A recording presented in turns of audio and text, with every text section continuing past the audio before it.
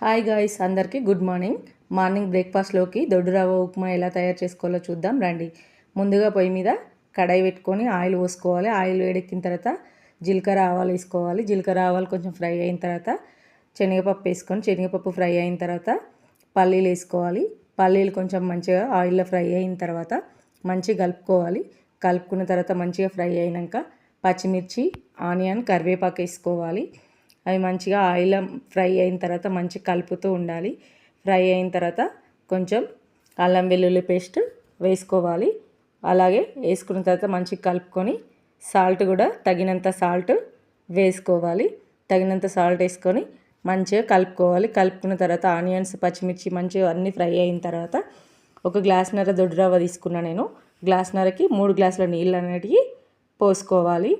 3 గ్లాసుల నీళ్ళు పోసుకుంటే సరిపోతుంది. ఎక్కువ పోసుకుంటే మెత్తగా అయిపోతుంది. 3 గ్లాసుల నీళ్ళు పోసుకున్న తర్వాత మంచిగా మూత పెట్టుకోవాలి.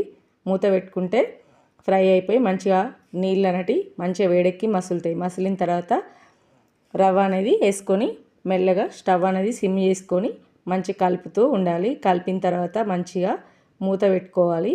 మూత పెట్టుకుంటే మంచిగా ఉమ్మగిలినట్టు అవుతుంది అనమాట.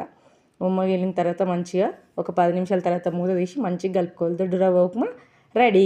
మా ఛానల్ నచ్చినట్టయితే లైక్ చేయండి.